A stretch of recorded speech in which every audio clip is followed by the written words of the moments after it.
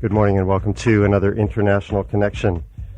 Today we're going to listen to a presentation given by Jeanette Westbrook entitled Issues Regarding Prosecuting for Adult Survivors of Ritual Abuse. And Jeanette is a social worker and a ritual abuse survivor who brought legal charges against her father alleging that he had brutally tortured her as a child and teenager. Her father was a Boy Scout leader, church deacon, a master mason, and executive director of the National Board of Boiler and Pressure Vessels Inspectors in the United States. And in this position, he was responsible for overseeing inspections for all nuclear power plants in the U.S.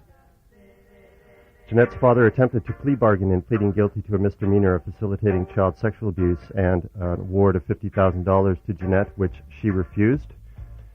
And just as she was extraditing her father from Ohio back to Kentucky to face trial, he died suddenly. In this presentation, she describes the steps and many pitfalls in preparation to prosecuting a perpetrator of this abuse.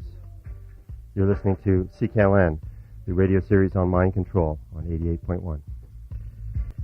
While Jeanette's getting her materials organized over there, I'm going to just go ahead and introduce her. I've known Jeanette Westbrook for several years now. She's been a friend and a supporter of Believe the Children. And I can assure you that Jeanette always has something interesting to talk about, so this should be a very exhilarating and informational presentation. Jeanette is a social worker in Louisville, Kentucky, and she has presented workshops on sexual abuse, ritual abuse, and has taught classes for law enforcement officers. She's a regular guest instructor at Indiana State University, where she does training with Professor Hal Popinski, who's also speaking at our conference tomorrow. Today, Jeanette is going to share information about how she pursued the criminal prosecution of one of her perpetrators, a process that took 3 years, and I would add a lot of courage and persistence. It's an honor to present Jeanette Westbrook. Thank you. Thank you, Beth, and thank you for having me here. It's an honor and a privilege to be speaking here at Believe the Children. Today I'm going to talk about an issue that isn't talked about very often because mainly it's discouraged, and that is prosecuting a perpetrator. Now, there are a lot of reasons, pro and con, for concerning going forward with the prosecution against a perpetrator. The perpetrator that I chose to prosecute was my father, who I considered my number one main perpetrator, although there were many, many more perpetrators. But because he was my father and has the ultimate responsibility for protecting me, for nurturing me, for loving me, and did not do so, I decided I would pursue him. But let me tell you, it never entered my mind, even after I started remembering more and more details, never entered my mind to pursue prosecution until I was informed and realized that he had never stopped offending, that there were other victims, and he would continue to victimize. He would continue to rape and torture until the day that he died. When I first started entering therapy in 1985, and this was a couple of years after I got married at the age of 28, and the way I got a lot of my memories and flashbacks was simply sitting on the bed one day and my husband putting his hand on my knee. Right then and there, I started switching, and I literally tore up the room. I knew something was terribly wrong, and I needed to figure out what was going on. But mindful that in my mind, I always carried some memory of the incest, but not the whole full story. And it was that process of remembering, not remembering, repression, denial, recanting, remembering. The process that Dr. Whitfield talked about earlier this morning. Along after I started therapy, I entered school. My major was social work, and I'd had a previous history of advocacy within my community. I was a neighborhood leader. Before that, I'd gone to real estate school. I was going to be a real estate person, but I couldn't lie well enough. And the interest rates were 17%. I sold 4 houses in 1 year. It was pretty amazing. But I decided that I couldn't overlook the cracks in the basement and tell people I didn't see them. Sounded too much like my abuse. So, in entering the School of Social Work, I came to the conclusion that how could I face victims every day, every week, year in and year out, and tell them, report the crime, do something, empower yourself, go forward with your life, with me not having done the same. How could I tell other people to protect their children and prosecute that I had not done so myself? Now, we're going to get to the criminal justice system here. And really, I wish I had entitled my workshop this, The Criminal Justice Crapshoot. Because, my friends, that's exactly what it is. And you have to know what you're up against. And this is what we are all up against. So, you were incested. Big deal. Didn't do anything to you. Look at you. You look okay. You've got your college educated. You look nice. You're well-spoken. No problem. Get on with your life. No big deal. But it was a big deal to me because I wasn't functioning. So I began searching out topics. I began reading everything that I could get my hands on. My therapist at the time that I entered therapy with in 1985, this was after Dr. Cornelia Wilbur, who was civil psychiatrist, diagnosed me. She lived in Lexington, Kentucky.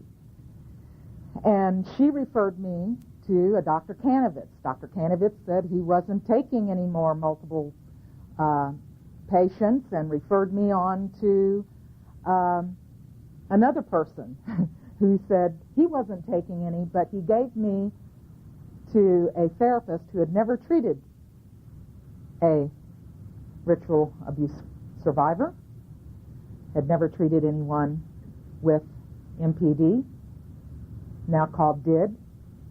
They did it to us again. And after spending years with this therapist who really didn't know what he was doing, but I tell you one thing that he did do, which was trigger a lot of memories in me because he was intoxicated during my therapy. So the smell of the alcohol, I'll go into therapy, switch-o-rama, I would come out, not in very good shape, to tell you the truth. But during this whole process, as I learned, as I entered a support group, I entered Parents United and the Adults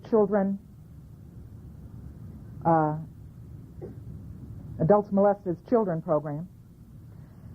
And as I became stronger, as I decided that, yes, I wanted to pursue prosecution, I began looking for information. I finally came across another survivor from Colorado who was working with a former FBI agent that imparted the information to me on how to pursue a prosecution. I guarantee you, had I not received that information from this other survivor, I would not have known what to do, because like many folks out here, if you don't have an understanding on how to get through the crapshoot, you're not going to go anywhere.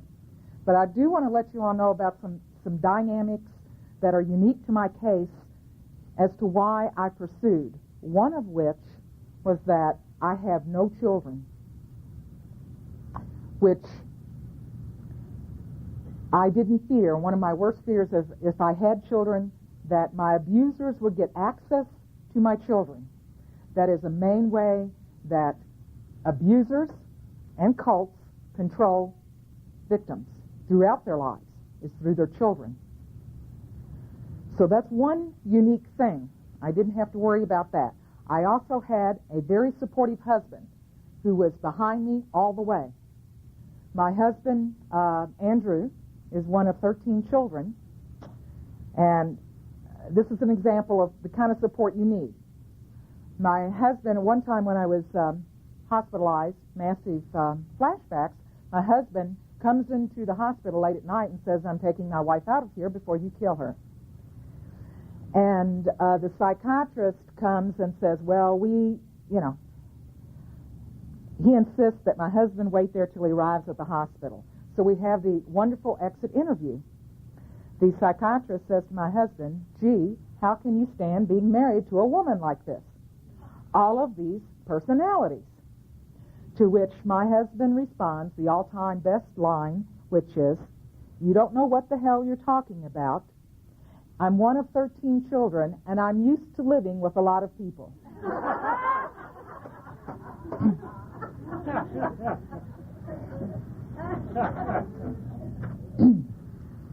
So, what did you say to that? What did the doctor say to that? We left. We did not pay. That was $150 for the exit interview. We did not pay. So this is the kind of support that is necessary. Having a good, solid support group, good, solid friends, good, solid relationship. My next step was to determine who, and by what I mean by who, is which police detective was going to get assigned to my case. And my friends, in order to pursue these cases, you must investigate the police officer who's going to investigate your case. I am sorry, but the dichotomy of good cop versus bad cop is real. And you must do a background check on your police officer. Well, I found out by searching and asking questions, and especially of Child Protective Services workers, who's the good cop? Who's the best cop in investigation on these types of cases? The police detective that I knew that was going to get my case, that I approached, before he became a police officer, he had worked in Child Protective Services for a number of years. I wasn't going to have to convince him that child abuse existed. He had been there and done that. He was now a police detective in the Crimes Against Children unit in Louisville, Kentucky. So I approached him myself. But before I approached my detective, before any of you approach a detective, and this is important, even if you cannot prosecute yourself, take this information. If you come across people that are wanting to prosecute, you now have some tools by which to pass it on. This is what you're going to need to gather for your case, or what I suggest that you gather for your case. Because guess what, folks? There is no police detective anywhere that has the time to investigate these types of cases the way they need to be investigated. Right from the start, my police detective knew what he was facing. He knew it was a ritual abuse case. But does Kentucky have a ritual abuse statute? No. Don't mention it. Why mention it? Because if there's no existing statute in your state, there's no way that charges can be brought in a ritual abuse or alleging ritual abuse. So, right away, I want to approach my police detective with rape. Now, there's different degrees of rape. Rape by force, which I had. Penetration, which I had. This is first-degree rape, so that's what we're going to file under. Before I go to my police detective, take in hand, if you can, this kind of information that you need to gather. Your medical records, your school records. I was able to go all the way back and find my elementary school records. Gee, guess what I found there? I failed the first grade, repeated the first grade, did the second grade. At the end of the second grade, they tested my IQ. My IQ was only 80 points. Kind of an indicator. Church or religious records, criminal records, psychiatric records, marriage records, and divorce records. And don't apply these records just to yourself. Get these records concerning your perpetrator also. Not just yourself, but your perpetrator. Kind of interesting. On the divorce records that I looked up, where my father divorced my mother, I had already told my police officer about being used in child pornography. In my child's mind, I had just seen my father using a Brownie camera. You all remember the old Brownie? Little boxes? That's what I remember my father taking pictures of me, was the Brownie camera. But I also remembered the bright lights in the basement being used, photographed in pornography, but I didn't want to deal with it and didn't want to admit it. But lo and behold, in the divorce records, my father asked for all of the photographic equipment, along with multiple pieces of property, money, etc. I don't think he had his attorney ask for the Brownie camera. Psychiatric records. Folks, they're going to use it. Might as well be up front with your police detective. They will use it. And that's both sides. And while we're talking about sides here, when you approach the police detective, who's actually an arm of the district attorney, in some jurisdictions called the DA, in some districts called the state's attorney. In my state, it's called the Commonwealth's attorney.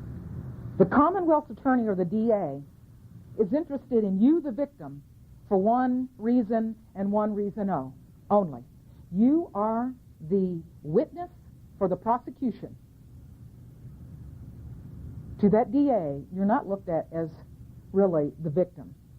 He's going to use you as a witness to prove his case that the state is bringing against the perpetrator. Also, when you approach your police detective, there's some collaborative evidence that you can obtain. And by being able to do a lot of this, I'm talking about years being down the pike in recovery. If you're not comfortable in talking to your relatives and asking questions and confronting, you're probably not going to be able to get through the criminal justice system, period. And getting through the criminal justice system, there are two systems in which you can go through. One is the civil court, and the other is the criminal court. The difference between the two, the criminal court, for instance, in the state of Kentucky, the reason I was able to pursue a criminal case for rape against my father was that Kentucky is one of only 11 states where there is no statute of limitations on felony crime. That means you murder someone 20 years ago and evidence is presented yesterday that substantiate that you murdered someone 20 years ago, they will pursue the case, or there is the capacity to pursue the case under that existing statute.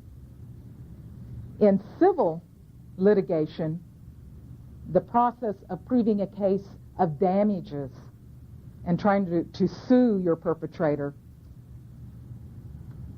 is the civil proceedings, and the burden of proof, what you have to prove there, is not as stringent as in the criminal court.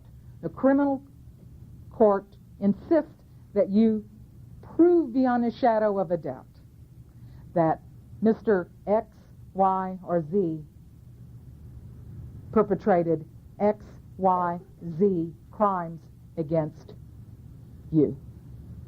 Now, one of the things in collaboration here, this I want to point this out so you don't get yourself in trouble. In posting an ad for other survivors, make sure it's a blind ad. A blind ad is where you do not identify yourself in any way. You have the responses sent to a post office box, and you do whatever you can to make sure that can't be traced to you. You might, for instance, have a friend that's supportive of you take out the post office box. Fitzpatrick of Survivor Connections in the Father Porter case, that's what he did to obtain collaboration from many of the other victims that were abused by Father Porter, was through the use of a blind ad. Now, this is what a police detective is interested in finding. Who did it? What's their name? What's their social security number? What's their birth date?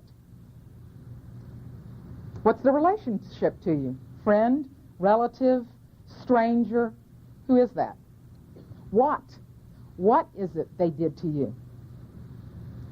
Now, in determining what, it would probably be very, very important for you to go ahead and research the existing statutes and how criminal statutes are interpreted in your state, in your jurisdiction, in your local government.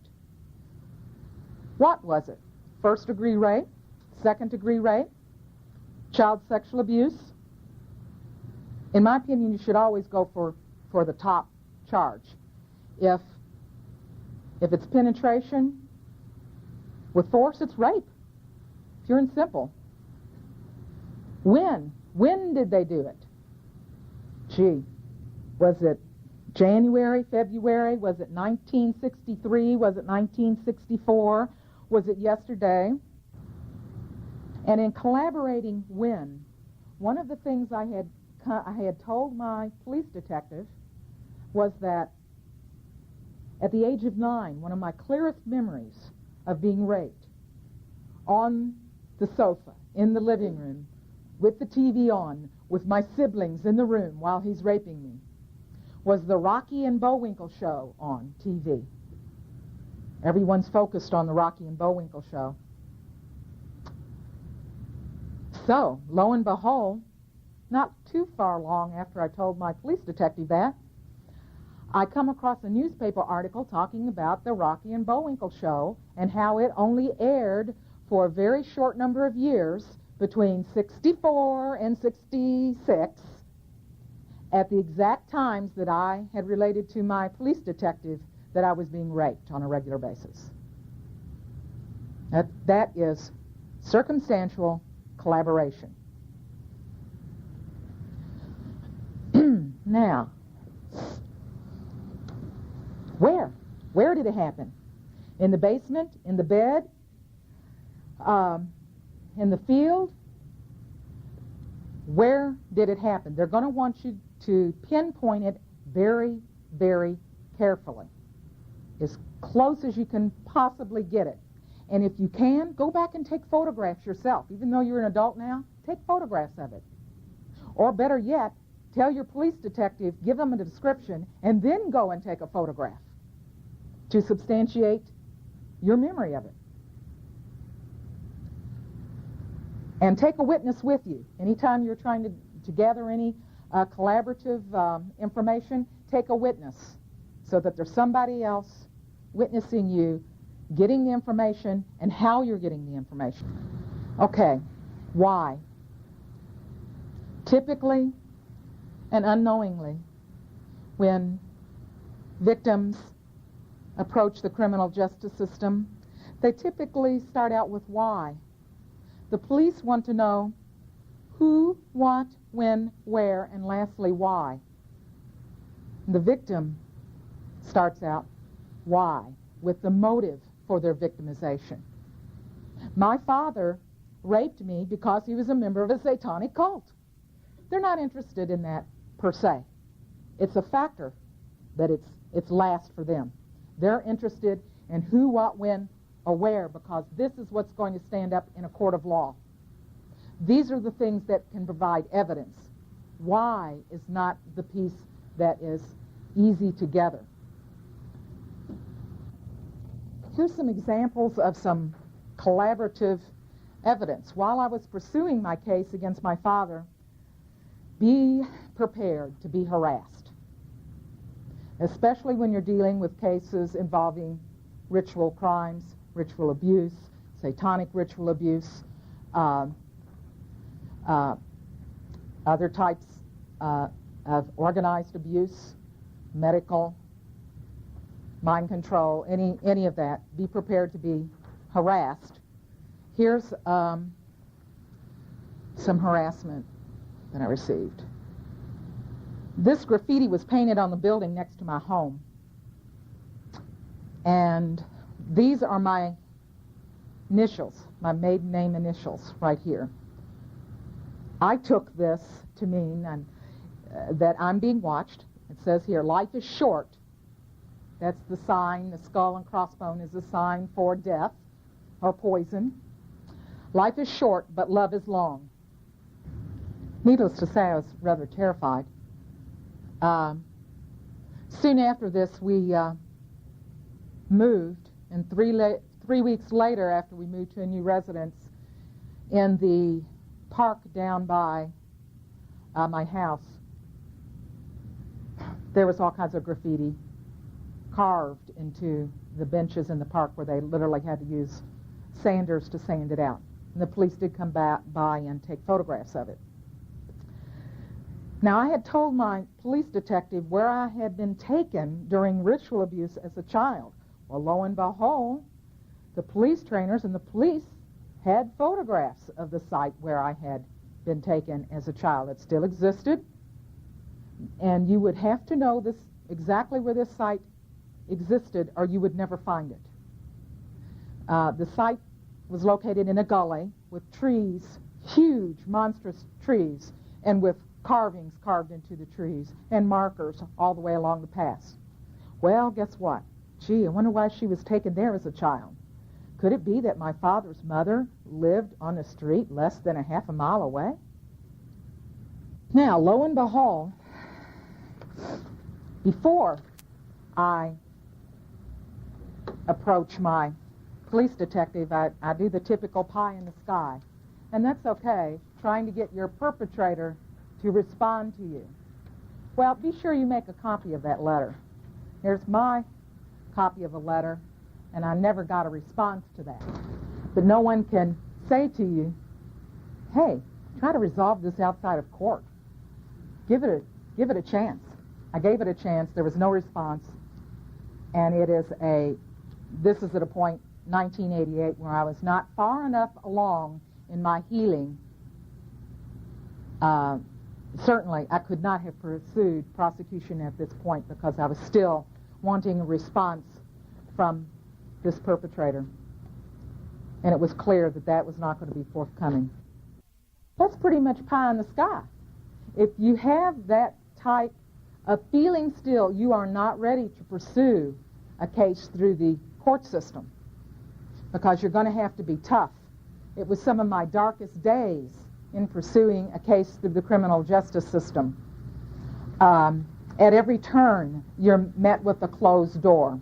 I had the DA said to me at one point, we cannot prosecute your case because you are mentally ill. You have MPD, so you're mentally ill. Guess what, folks? You're going to have to educate your police officer. You're going to have to educate the prosecutor. Somebody's going to have to educate the jurors. Can't be you, the victim, but somebody needs to. This is what you're going to be up against. He tells me we can't pursue your case. You're mentally ill. Well, gee, guess what? Nobody has ever adjudicated me mentally ill. Make sure. Have they ever been adjudicated so? The only person who can adjudicate you mentally ill is the judge. It is a proceeding in the judicial system that has to occur. They can't just arbitrarily say, I've looked up in American Psychological Association or DSM-4 or 3 or whatever, and say that they're mentally ill. Does it have to be a forensic psychiatrist? They have to produce, what level of documentation do they have to provide to prove that you are mentally? Well, since I wasn't mentally ill, there was no need to obtain a forensic psychiatrist. If you were being adjudicated mentally ill, there would have to be a proceeding, and they may or may not use a forensic psychiatrist. They may use John Doe psychologists. They could use X, Y, and Z that was hired by the judicial system to do assessments to determine whether you're mentally ill or not. But it was very clear that I was not mentally ill. Had never been adjudicated so. I was working. I was going to school. I could drive a car. Have never been arrested for any kind of criminal activity. Been in a psychiatric unit 4 times, never longer than a week at a time. First time, age 19, suicide attempt. My parents had every intention of just abandoning me in the hospital at age 19, but 2 of my friends came and got me out of the hospital and had me live with them. Go forward in my life, and after that hospitalization, I moved 13 times in a 2-year period in an effort to stay ahead of my perpetrator. Every time I moved, perpetrator found me, reoffense. About 1973, the perpetrator moved to Columbus, Ohio. So I was not in regular contact. By this time I was finishing high school. As soon as I turned 18, I left home. That does not stop the perpetrator because you leave home. What are the pros and cons of pursuing prosecution? The pros are self-empowerment. The pro is not carrying the secret around with you any longer. The pro is saying, and I try to reframe every time that I can, I don't say that I'm a victim of child abuse. I say I'm a crime victim. I do not differentiate that it is X, Y, and Z crime. I'm a crime victim. Don't give someone the chance to define your reality. I also felt that by pursuing a prosecution that I would protect other children. When I got the information that he was still offending, it gave me great pleasure, I'll have to use the word pleasure, to know that I would be instrumental in protecting a child like me, who at one time no one was going to help. And when you're going back to get that collaborative information, you go back to your childhood friends. Lo and behold, I found out. I had told lots of people, I had told lots of childhood friends about what was going on. But 35 years ago, in Kentucky, there was no such thing as Child Protective Services. Who would you have reported it to? The police? Gee, you could knock the hell out of your wife. They didn't do anything about that. Do you think they'd do anything about knocking the hell out of your child or raping your child? Did they do anything about spousal rape? You could rape your wife all you wanted to. They wouldn't have done anything. Numerous people reported they remember seeing me covered from head to toe with bruises. Going back in that collaborative record, those school records, lo and behold, I had speech therapy in the 5th grade. Both me and my sister, we couldn't talk correctly. Stuttered, couldn't pronounce words correctly. Developmental skills, some of those were missing. What are the cons in doing this? Well, the biggest con, in my opinion, is your loss of privacy. When you pursue either a criminal case or a civil case, be prepared. Your life will change because you will never again have a private life. When you pursue anything through the criminal justice system, it is public record. That means anyone can go down and request that. Any newspaper, any TV station, your Uncle Joe, who's one of your perpetrators that you have not yet filed charges against, a member of the X, Y, and Z backlash group. Anyone can then access these public records about you. What does this mean? Well, tell you the truth, as far as that con goes about losing your privacy, I don't think it's so awfully bad to the degree where I can say, you want to know anything about me? Go look it up at the courthouse. You want to know who I am? Go on down. Pay your $6 and get the record. Make them work for a change.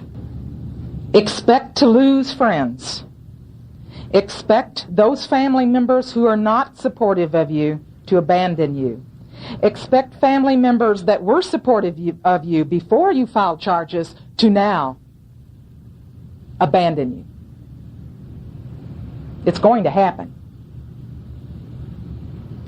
I've had one friend, and this happened this past year, that I've known for 20 years, and I thought this person was pretty supportive, that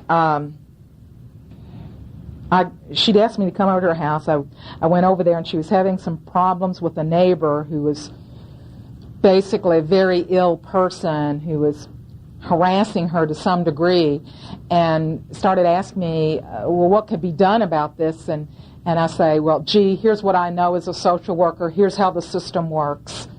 Well, what's wrong with her? And I said, well, I don't know. Or, she said, well, I thought you would know because of your mental illness. And I said, well, I'm not mentally ill. And she says, well, I meant your condition.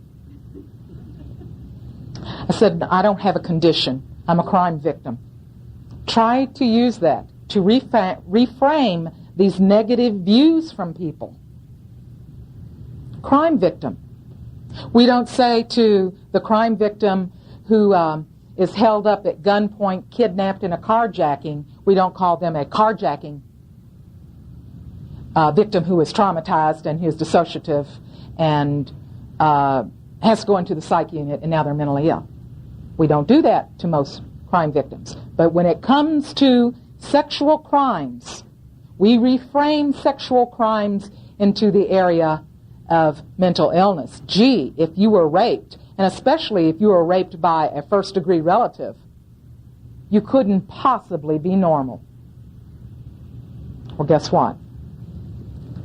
We're normal. The people abnormal are the perpetrators. But because of society's fear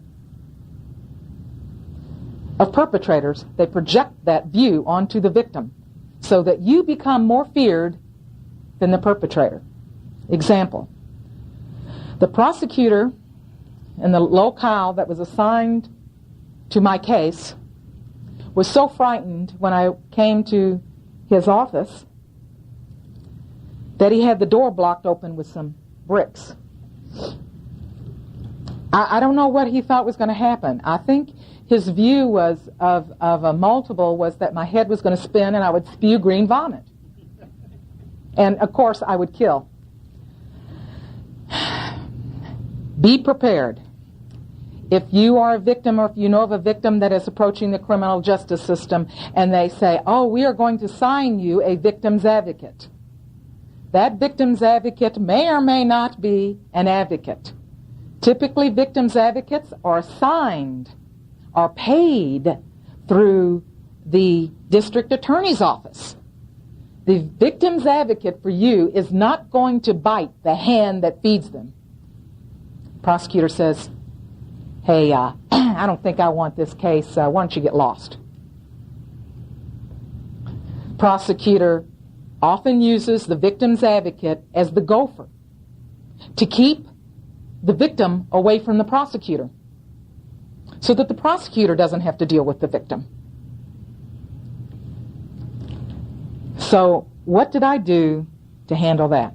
I strongly, strongly advise this. If at all possible, if you have access to resources, hire your own attorney. I was so fortunate and so lucky to have an attorney represent me pro bono. Her job was to watchdog the system. Now, mindful, when I have my own attorney, or when any of you get your own attorney, this attorney can't represent you in the court. The only person that does that is the prosecutor.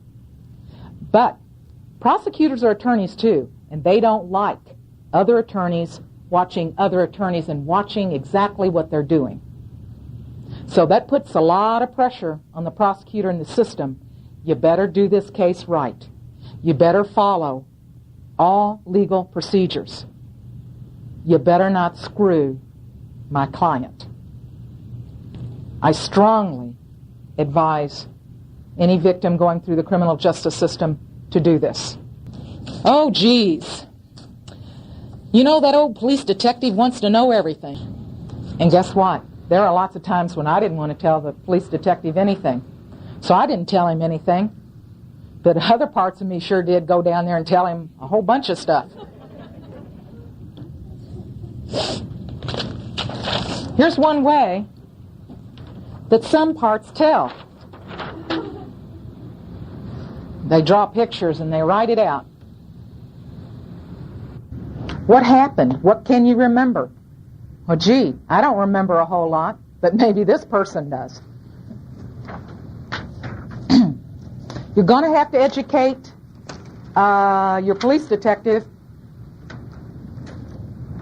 as to what traumatic memory is. Probably a good book to start with would be Charles Whitfield's book would be excellent to use. What is traumatic memory?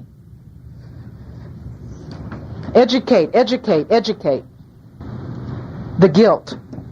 The question that all victims want to know. Why? You're never going to answer that. Don't expect your police detective to answer that. Don't expect the prosecutor to answer that. There is no answer. Gee, what did he do to you? There's an example of something he did. And it's kind of interesting. This pictorial, I just recently, you know, it takes, you can go years and not recognizing correlations. Well,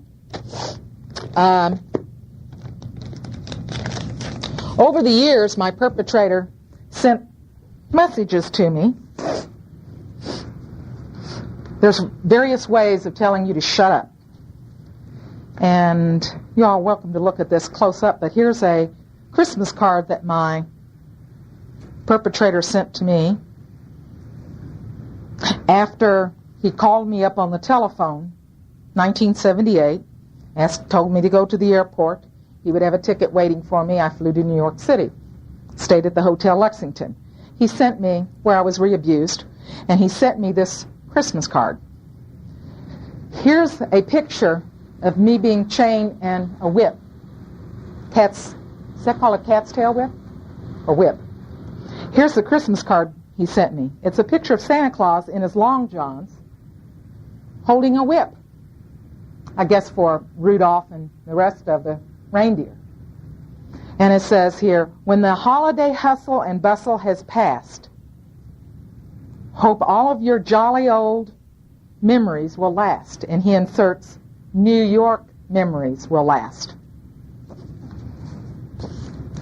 Here's another card. Santa Claus. He's holding a book hovering over the children.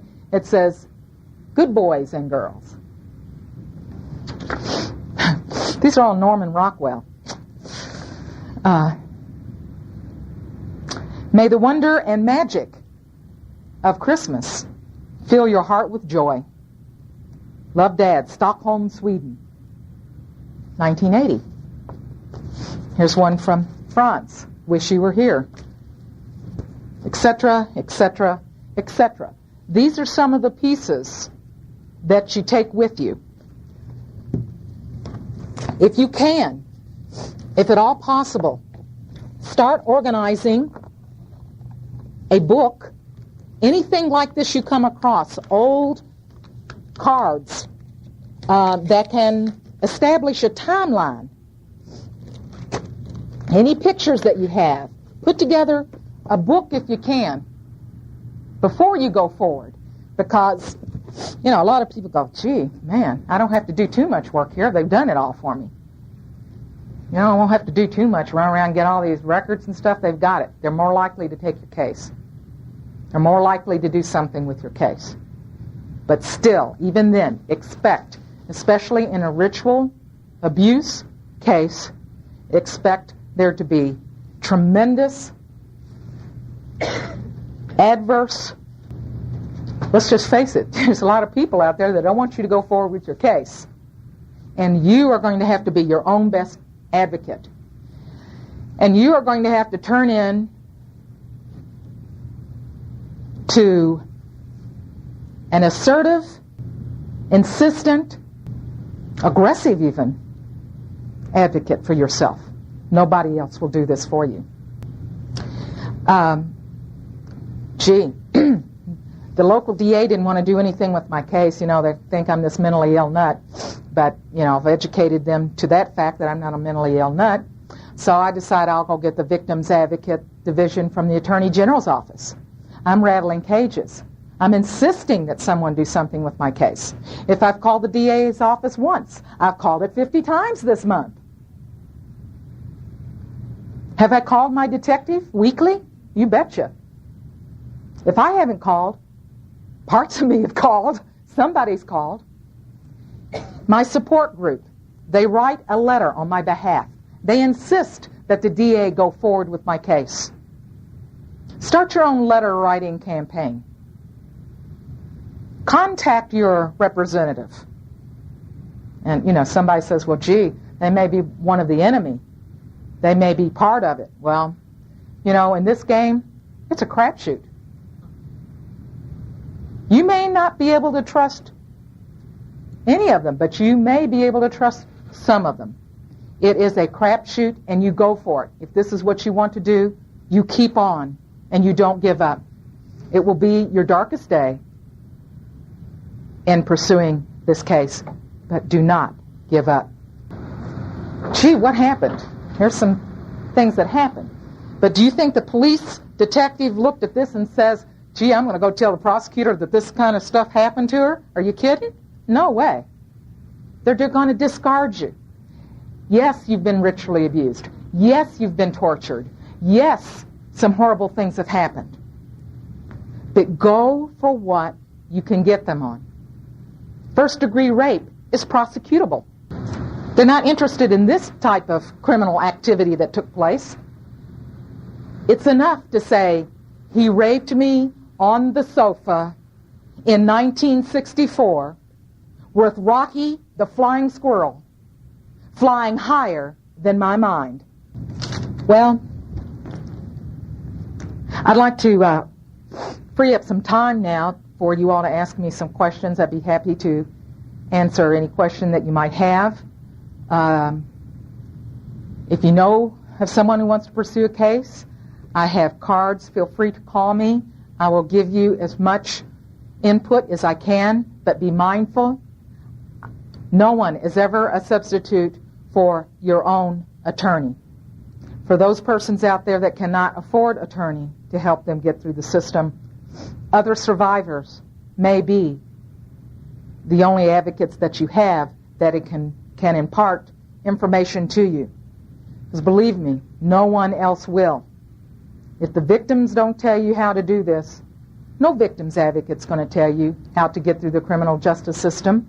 No police detective's going to tell you what to do.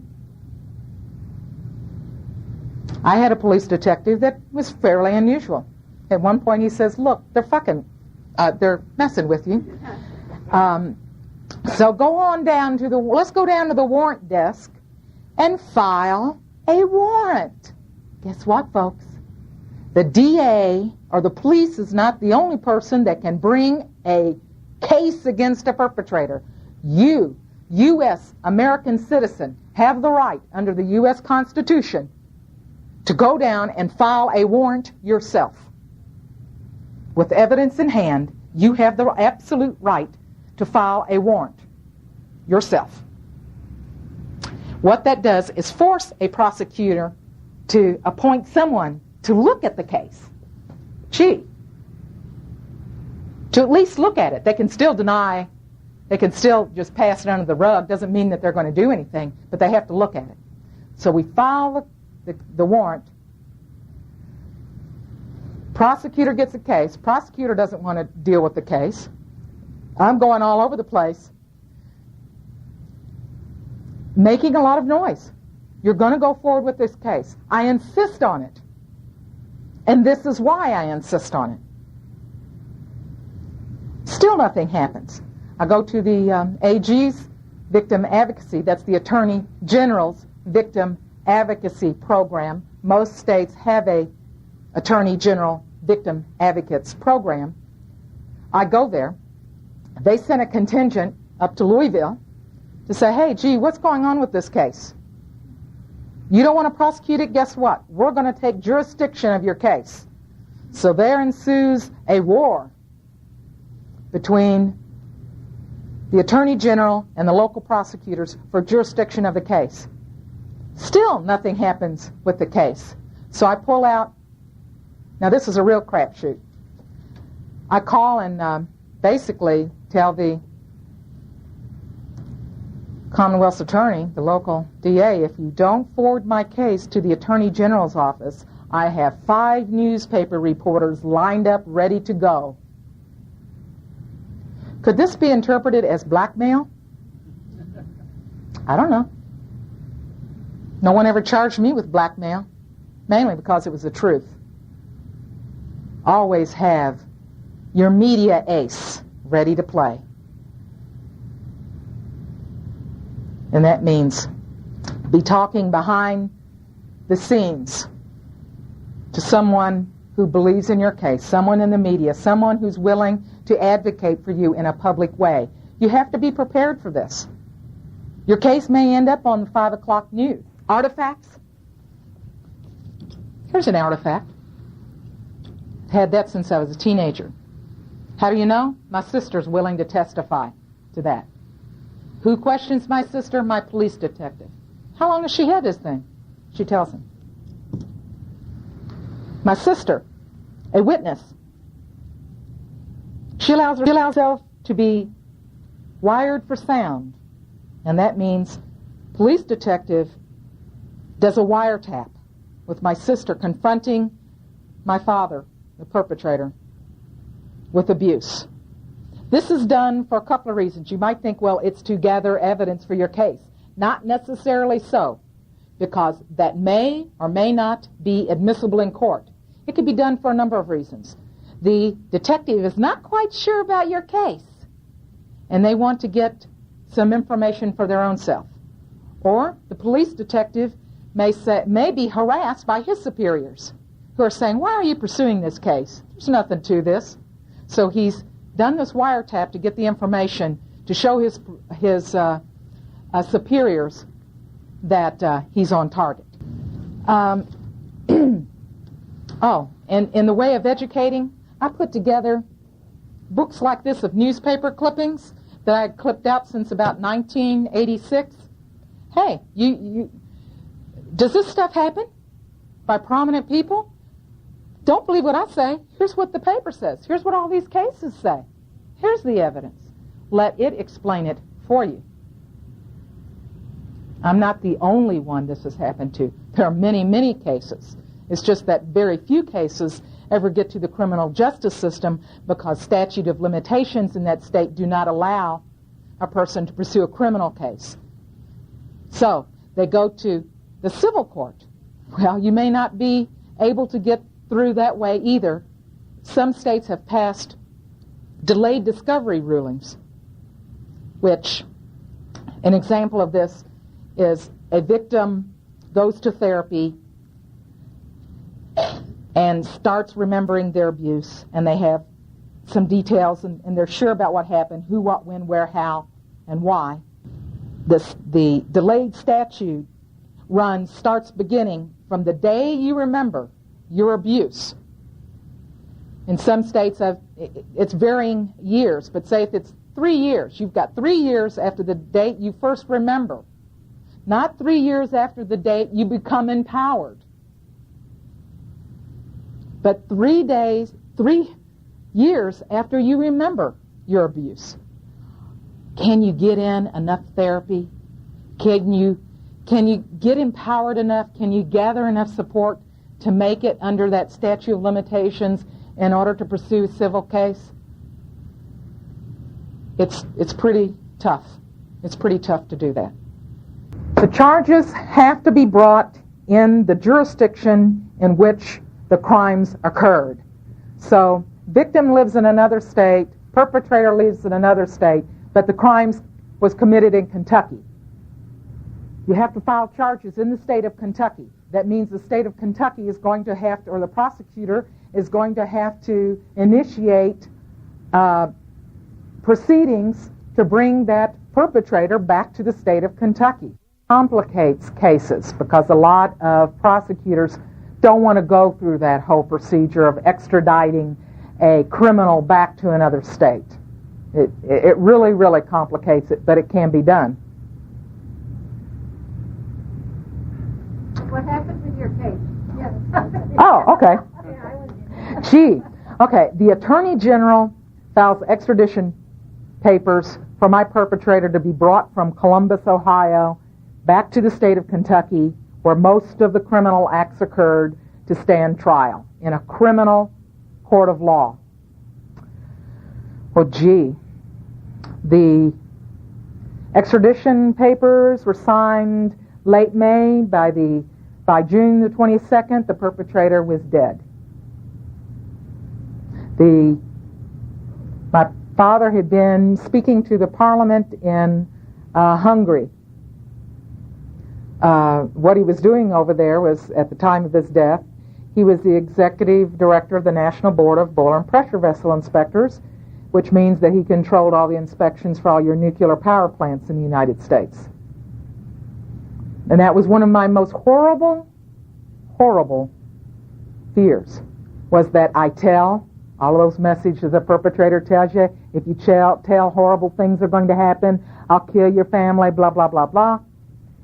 In my mind, one of my biggest fears was, I tell, and the perpetrator sabotages a nuclear power plant and millions die. I really felt that. Okay.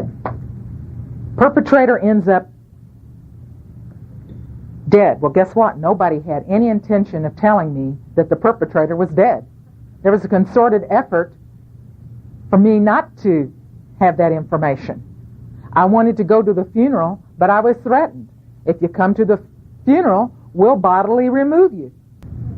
The heir to my perpetrator, which I do not want to say for legal reasons. Okay. Gee, it's a little bit unusual. The perpetrator is suddenly dies at home at 3 o'clock in the morning. No autopsy is done. A private physician comes to his home, signs off the death certificate, and that is the end of that. Very unusual.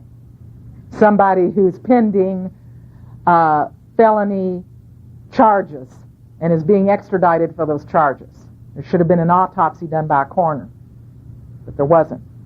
And once the body's in the ground, folks, very, very difficult to exhume a body to see if this perpetrator was poisoned, was foul play, was anything out of the ordinary.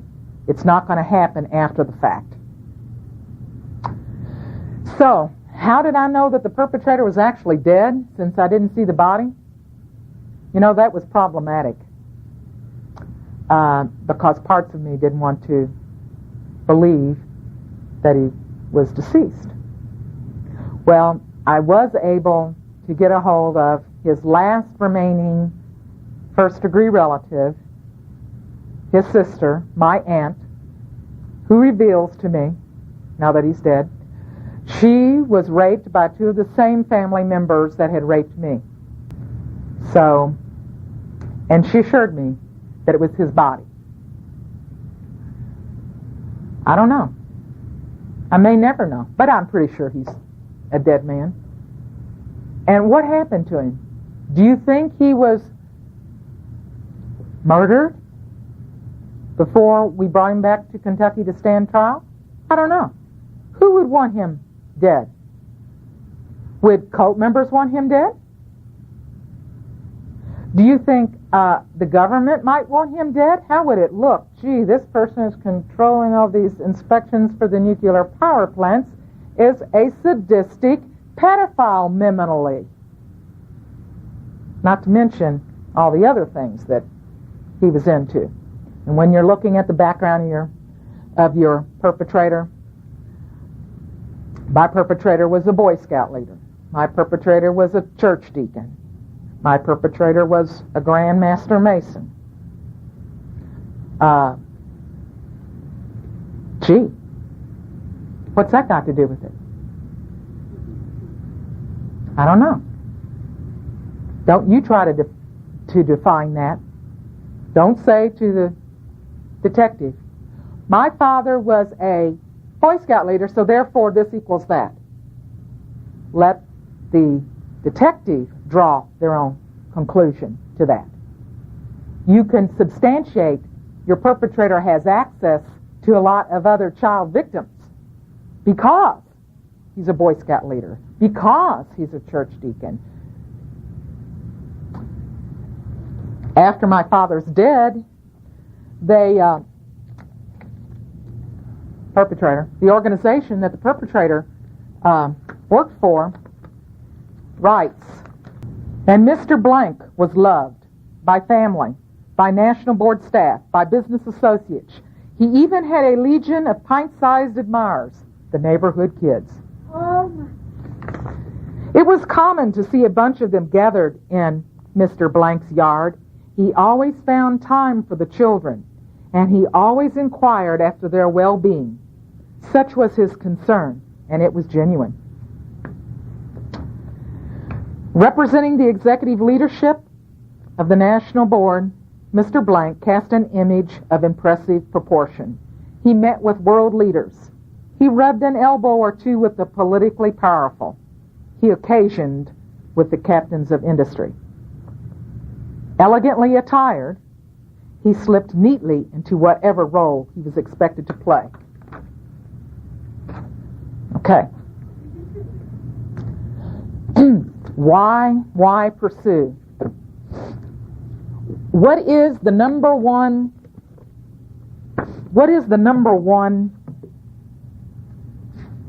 attack that the perpetrator uses against the victim? It is silencing the victim. By Judith Lewis Herman in Trauma and Recovery. I think this is a fantastic summary. In order to escape accountability for his crimes, the perpetrator does everything in his power to promote forgetting.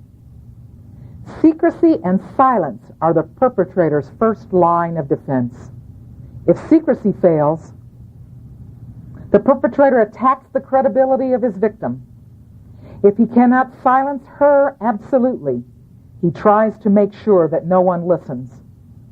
To this end, he marshals an impressive array of arguments, from the most blatant denial to the most sophisticated and elegant rationalization. After every atrocity, one can expect to hear the same predictable apologies. It never happened. The victim lies. The victim exaggerates. The victim brought it upon herself. And in any case, it's time to forget the past and move on. The more powerful the perpetrator, the greater is his prerogative to name and define reality, and the more completely his arguments will prevail. This is Trauma and Recovery by Judith Lewis Herman. I recommend this book highly. I also recommend, and this is a classic, Against Our Will, Men, Women, and Rape by Susan Brown Miller. It's very important for you to understand the dynamics of rape and how our society looks at rape and abuse. This isn't bad either. Against Therapy. This is sort of like how our psychiatric systems look at abuse. You know, it's that old wandering uterus thing. Judith Lewis Herman, M.D.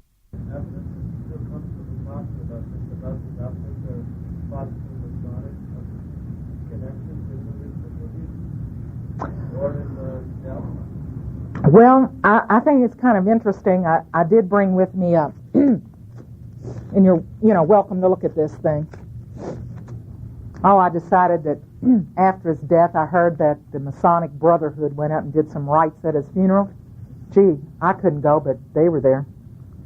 And so I called the Masonic Lodge that he'd been a member of for 40 years because I wanted some documentation for my own self. And sure enough, and I called and told them I was the dutiful daughter, and I'm so sorry.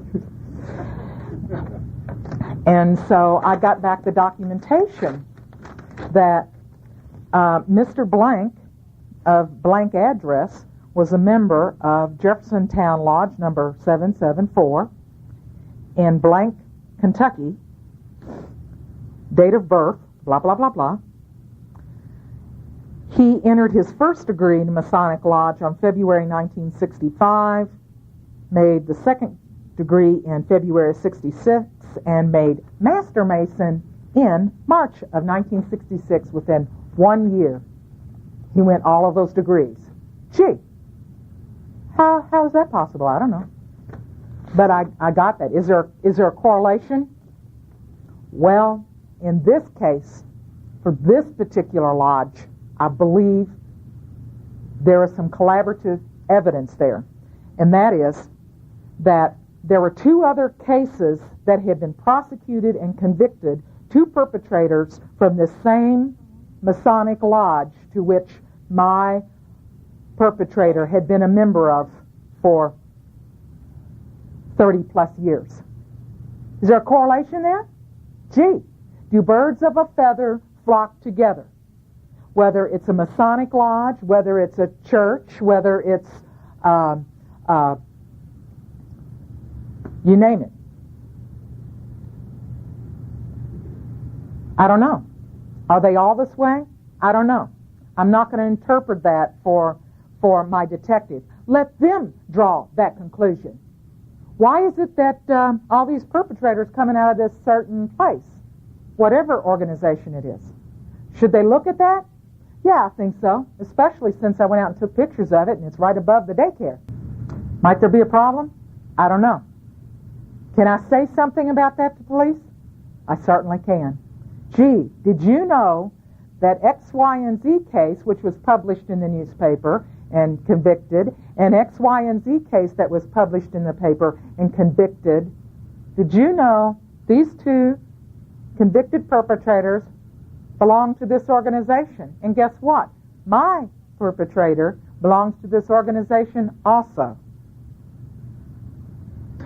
Are they going to do something with that in a court of law? Nah.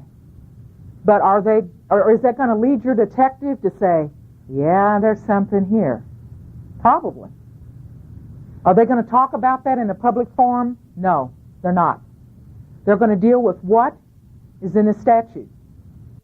That's why every survivor that is able to get through the criminal justice system, you are a star. You are a ray of hope. You are forming a path. You are gathering information and empowerment to give to another survivor, because nobody else has given that to you, but you've gathered that information, you'll pass it on, you'll show. People will learn from what you have done. But yes, does it make sense? That just goes to show you. Sex offenders, how many? So there's almost 5,000 victims. It's just that maybe 2 convictions. So what's the percentage? It was good at math. I know you've been programmed for math.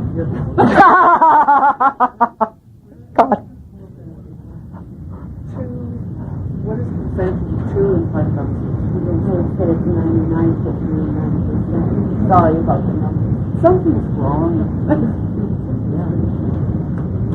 It's called it's stacked against the victim, and the perpetrators pretty much roam free. They do what they want. They rape, they maim, they torture, they kill. And they get away with it. And they get away with it until someone is empowered enough to stop one perpetrator, which means you have stopped or you have prevented potentially 30 victims in the future. That's what you've done when you have the capacity. And no one should ever, in doing this presentation, if you have survivors that aren't able to prosecute for whatever reason, whether it's statute of limitations, whatever, never apply pressure that there's something wrong with that person because they did not pursue a course of legal action. That's just not, it's just not fair, and it's can be a re-victimization of that victim to say that you're less than because you did not pursue a case. It's just grossly unfair because there's not too many that are able to do it. And as I said in the beginning, one of those reasons is because I don't have children. It would be much, much different if I had children behind me and I in a position of keeping them safe and protected. I never believed that I would be able to protect my own child. I always felt that perpetrators would get access to my children. But I can tell you at this point, there are 4 siblings. I have 2 older brothers. There's myself, my sister, who's a year younger than I. None of us have any children. Which, that is statistically very rare for a whole sibling group to have no children. So it has stopped. It has stopped with our generation. It has stopped with yours. It is a horrible price to pay. Oh, I've left something out here that's pretty important. When you move in a criminal case or a civil case, one of the first things you should do is have your attorney freeze his damn assets. Don't give him a chance to hide those assets, because they will. They will make an attempt to do that. And that's one thing a lot of attorneys don't even know. Immediately, file, freeze those assets, so you have something to get access to, because, hey, you've won a $500,000 suit against your perpetrator, say it's a civil suit, and he's hidden all the assets and he's filed bankruptcy. There goes your dream of having your therapy paid for. Was I cut out? Yeah, there was an attempt to cut out, and I pursued myself without an attorney. My access to my measly $12,000 inheritance. $12,000 is a lot to me, though. I paid off some medical bills, and there were some medical bills. And gee, he could have gotten out of this early on, because when I filed the warrant and got him into district court, guess what the perpetrator tried to do? There's another thing, folks, you got to learn, is that there's this thing called the judge's chambers. It's sort of back here somewhere back there. And in the judge's chambers, there are things that happen there, and it's called a done deal. There are deals that go down back there that you don't have access to. And that's one important reason why I had my own attorney, because I want her back there finding out what the done deal is. So when the perpetrator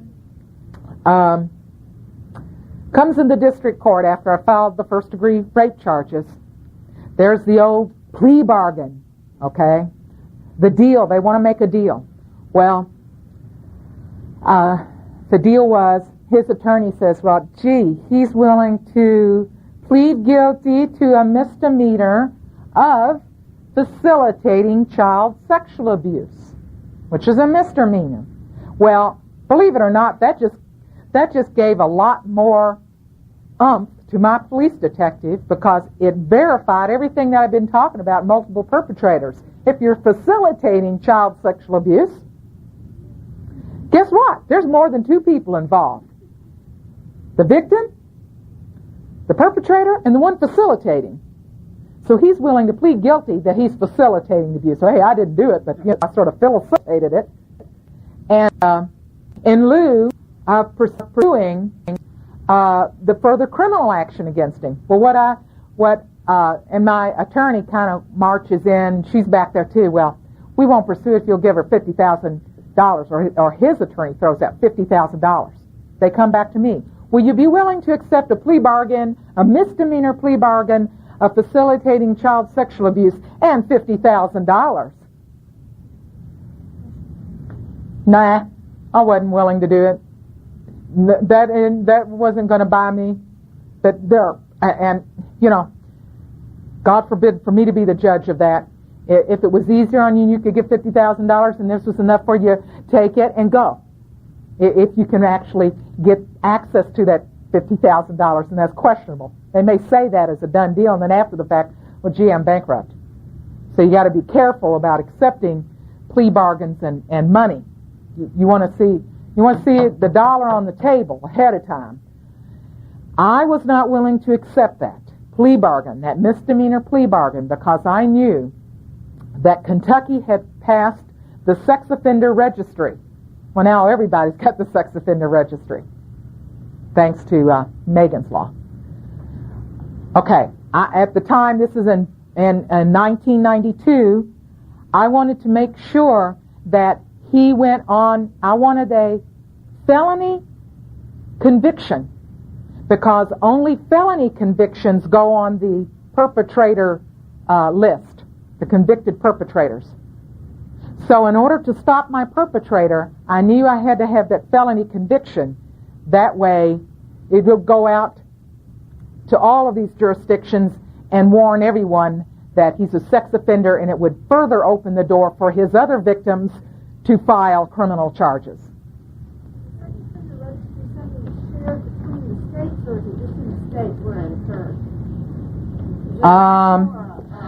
That's still kind of up in the air. They're not sure how they want to do that. From what I understand at this point, police jurisdictions are going to have access to the information, but that's sort of being challenged, I think, by the American Civil Liberties Union. Does anybody know any more information concerning that? As far as I know, it's still up in the air. Was your mother alive during all this? And how does she... She's a co-offender. My mother, concerning my mother, and I always leave this out because I just don't want to talk about it too much. Okay. No, don't, please don't. It's my own stuff there. That my mother was 16 years old when she had her first child. My mother had 4 children right in a row. My mother was an only child. As I found out much later, and this is doing your homework, the person I was told was my mother's mother, in fact, is not my mother's mother. From what I've been able to find out, my mother's father was a doctor, and supposedly my mother was the child of some woman that he had an affair with. I don't know who my mother's mother is. I've never met any of her relatives. I don't know anything about her family. The person I was told was my grandmother. She's still alive. She's 96 years old. I asked her about my mother's heritage and about that, and she just gave me the answer, let that rest. Let's not talk about it. So it was a clear message to me. I'm not going to say. She's not going to reveal. and I will probably never get that information. Unfortunately, I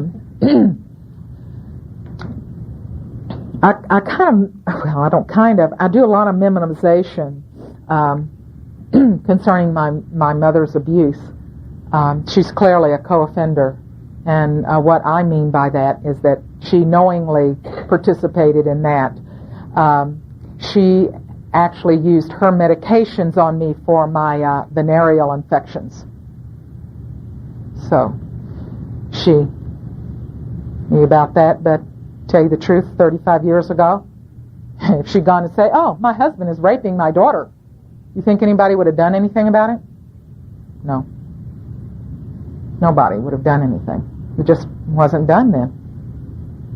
They would have most likely, sent her over to the mental hospital, shocked the shit out of her. That would take care of that, give her some drugs, and blame it on a wandering uterus.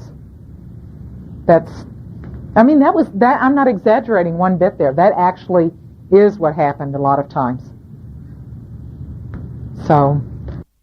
What level are your slogans on as far as their own denial or their own reality of what happened? My sister's totally supportive. She gave a deposition to the police concerning her own victimization and her witnessing of what she knew about my victimization. My sister was not ritually abused. My sister is not a multiple, but she has typical amnesia and dissociative symptoms, as many trauma survivors have. My oldest brother pretty much took over my... I want to refrain from answering that. My two older brothers are not supportive. They're in denial, although my oldest brother, admitted to me that my father took a 2x4 and beat him up with it in the basement for getting a bad grade on his report card. Now, I could have told anybody I was not there, and I did not see that. We're talking about traumatic forgetting, what Dr. Whitfield was talking about this morning. My sister says, oh, yes, you were. You were standing right beside me. Perpetrator had called all of us to the basement. My mother, my sister, my two brothers, of course, my oldest brother getting the punishment. We were all there to witness this incident. My oldest brother admits that to me on the telephone. I tell him, and he admits that took place. But like a lot of victims, he minimized that. He sided with the perpetrator. Is it like, I don't know. I don't know what it holds for them. We have been listening to a presentation by Jeanette Westbrook about prosecuting perpetrators of ritual and sexual abuse. In addition to Jeanette's abilities as a social worker, she is also a singer and musician, and we're going to bring you a song entitled Holocaust, recorded by Jeanette, that she dedicates to all survivors of cult ritual abuse, mind control, and child abuse. Right after that, we will bring you an interview I conducted with Jeanette Westbrook.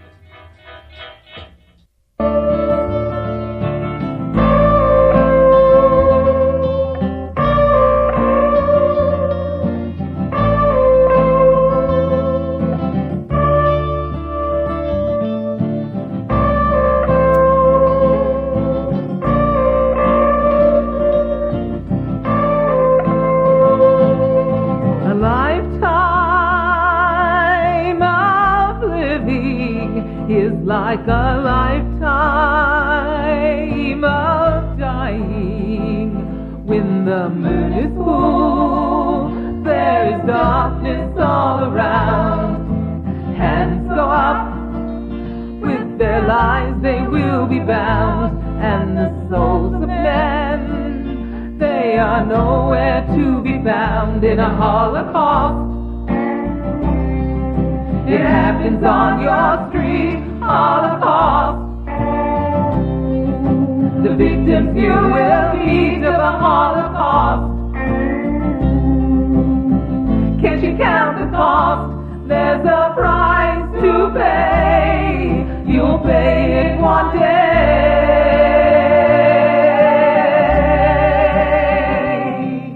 A lifetime of trying to not hear the crying of the children who only want to live. The blood of life is all they have to give, and their sacrifice will not give them what they need. It will not squelch their hunger and their greed for a holocaust. It happens on your street, holocaust. The victims you will meet of a holocaust. Can't you count the cost? There's a price to pay. You'll pay it one day.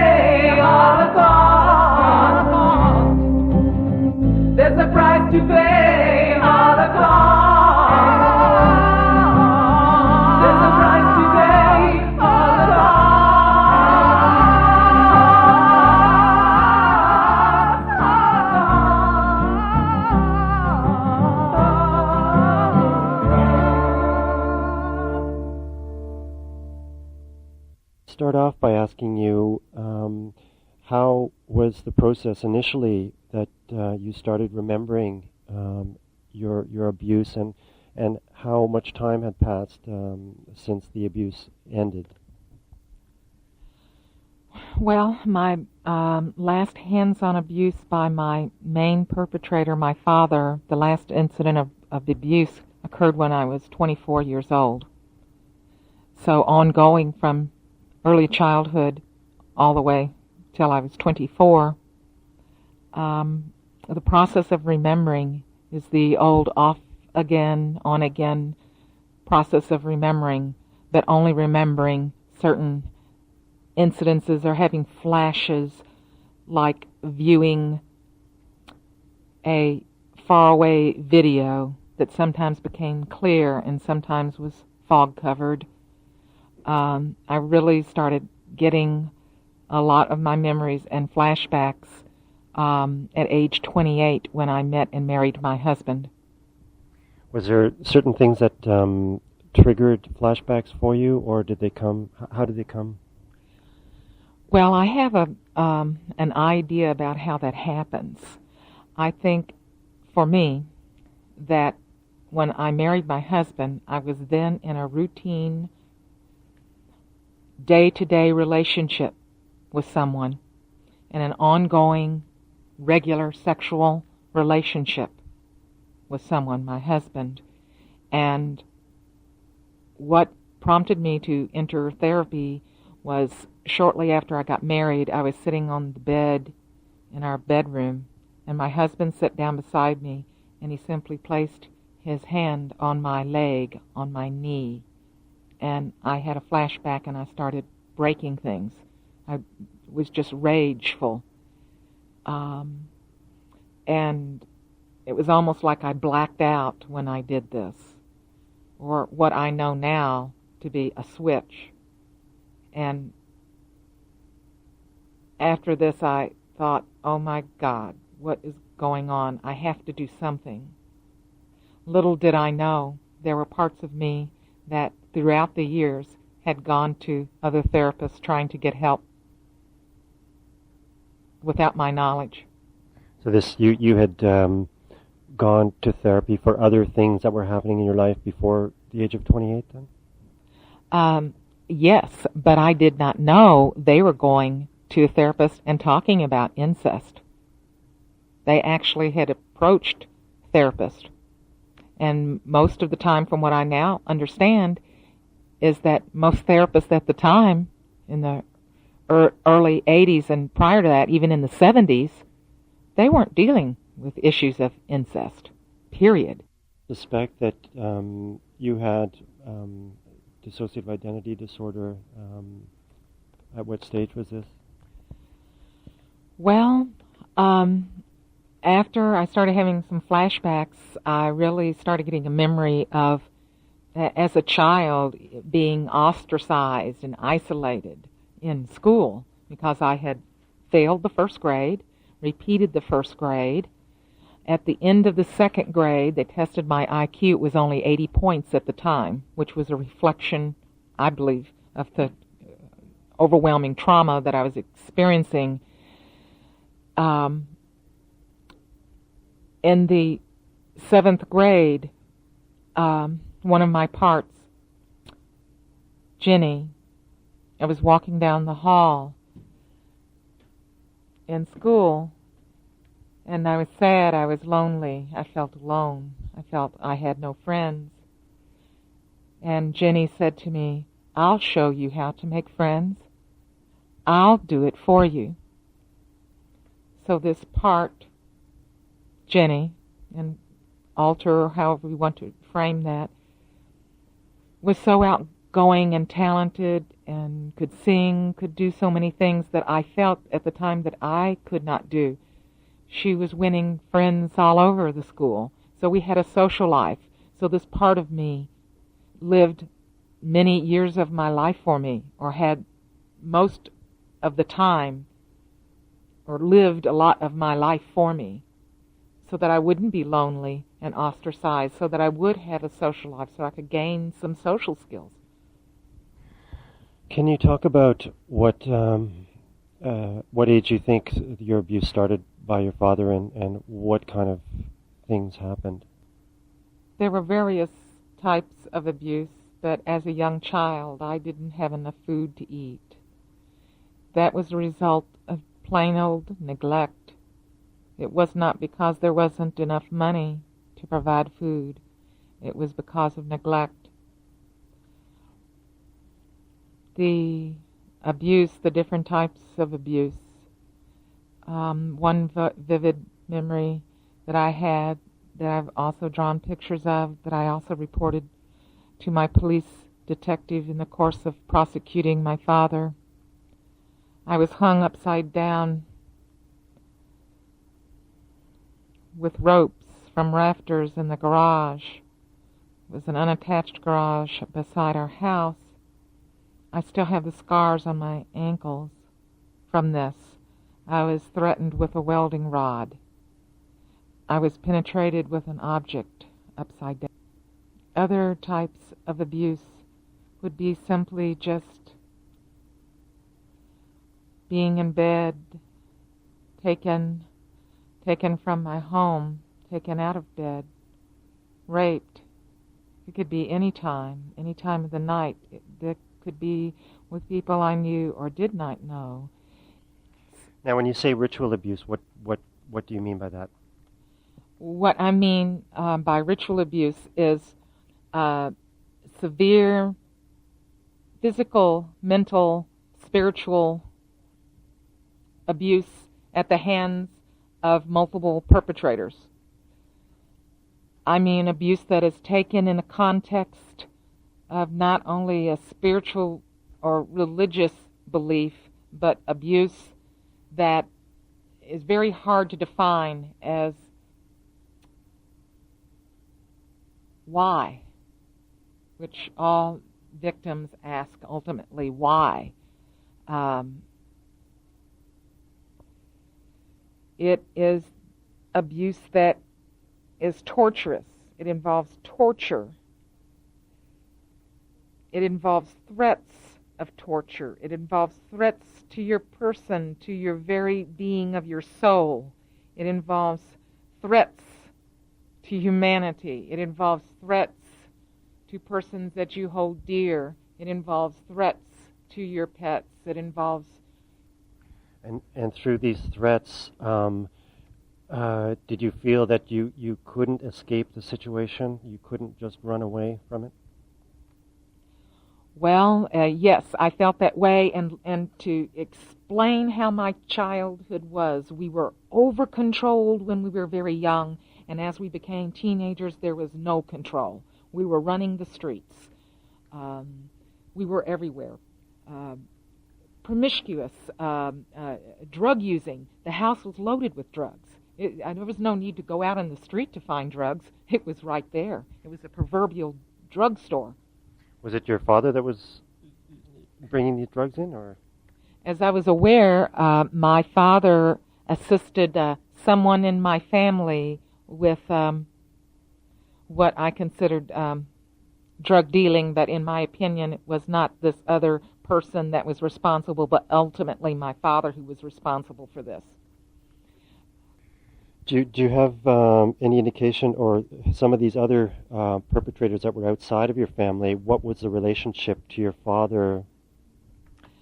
Some were known to him through his fraternal organization. Some were known to him through his religious organization, which I definitely feel he never belonged to the religious organization. It was simply a way to procure more victims. I was not his only victim. I was not his only victim in our family. He had multiple victims outside of our family. When I revealed to one of my father's relatives, his only remaining direct relative, this relative revealed to me that she had been raped by two of the same family members that had raped me as a child. I was able to document at least 3 generations. The police also had photographs and access to the site where I was taken as a child in the context of ritual abuse. The evidence existed. Not only did my main detective investigate, and believe me, I had other police officers that supported me, that accompanied me to approach the district attorney. Did you feel that specifically the Masonic context had anything to do with the ritual itself? Was there Masonic elements to the ritual abuse? I don't necessarily feel that there was. I feel that birds of a feather flock together. I feel that his cohorts in his fraternal organization, as part of their joining in an abuse of me, were because they were all pedophiles, simply pedophiles, regardless if they were practicing Satanists, regardless if they were a member of a fraternal organization, regardless if they were a Boy Scout leader, regardless if they were a community figure, regardless if they worked for state government, regardless if they worked for federal government. What is indicative to me underneath all of this is the fact that these are persons that commit crimes against children of the most hideous nature, crimes that are sadistically violent.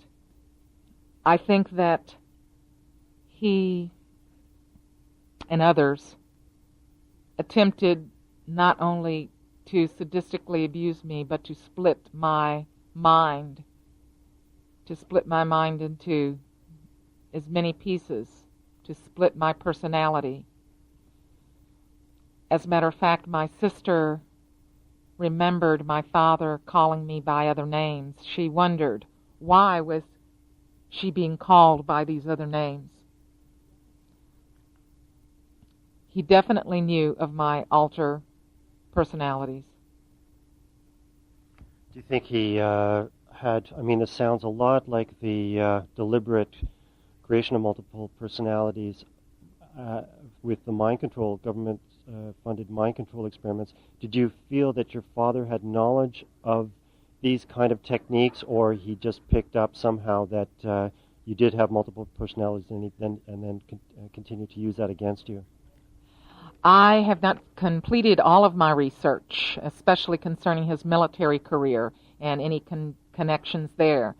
From what I know now, I would find it very remote that he would have known this on his own, the capacity to induce this. However, I do believe that, not only do I believe, I know that organizations, whether we want to call them Satanist or whether we want to call them organized pedophile clubs, whether we want to call them mind control, are very much aware of multiple personality defense systems. They definitely know about it, and they seek to create it as a way to keep their abuse of the victim hidden. They use this in a manner that protects their identity. So as I and all parts of me being abused, horrible sadistic abuse, could get up in the morning and go to school and function and come home and live with these perpetrators. Did your father threaten you, just outright threaten you if you told anybody? Absolutely, yes. He threatened me, not only verbally, but he threatened me with a welding rod. A welding rod is an item that's hot enough to melt metal. Specifically choose to leave out the ritual aspects of the abuse in the court, or did you somehow want to work that in? Definitely left it out. Because there were no statutes against ritual abuse, it was clear that the courts would not proceed under a statute that did not exist. First-degree rape, whether in the context of ritual or organized abuse, rape is rape is rape. That's a crime. Used in force, it was a felony crime. Used by your first-degree relative, it is incest. How do you think, if you did introduce testimony regarding the ritual abuse aspects, how do you think that would have been received by the court and the jury? I think it would have been very difficult, if not impossible. However, the players behind the scenes, that is, the district attorney, the police officers involved in my case, my own personal attorney, including persons in the Kentucky Attorney General's office, everyone knew it was a ritual abuse case. People were very much sure of the case, and this is what it was because of the really vast amount of collaborative and not only collaborative but evidence that I had, and also supporting testimony from other victims. While you were gathering evidence for your case, did you feel you were hampered or sabotaged in any way by your perpetrators? Not only did I feel that I was sabotaged, I felt that the entire criminal justice system not only erected barriers in front of me to the criminal justice system, but in essence stuck their foot out and tripped me several times, each time getting up and moving over those barriers, and using every advocacy organization that I could contact. I had letters of support from other victims that were behind me in my call to go through the criminal justice system to bring this perpetrator to justice. I did not seek a criminal recourse against my perpetrator until I got the knowledge that my perpetrator had not only raped me, but had raped other victims. I could not stand up for myself, but I found the courage to stand up for others. Through the system, absolutely, there was sabotage, not only within this system. My father was very much connected with the system that existed in the jurisdiction in which I brought charges. As a matter of fact, the DA refused to bring charges, even in the face of massive evidence, even in the face of my police detective tape recording my sibling confronting my perpetrator over the telephone, getting this information on tape, even in the face of that, and even in the face of taped admissions, refusing to go forward with the case, to the point where I involved the Attorney General's office, the Victims Advocacy Division, and they sent a contingent to the local DA insisting that my case be released, or insisting that they prosecute my case. The DA still refused to prosecute the case, and then the Attorney General's office interceded and moved to take jurisdiction of the case, and then moved to extradite my perpetrator, who was now living in another state, and extraditing my perpetrator back to the state of Kentucky to stand trial on felony first-degree rape. So at that point, upon the point of extradition, the trial was ready to go forward at that point? Yes, it was. And could you talk about what happened at this point? Well, what happened next?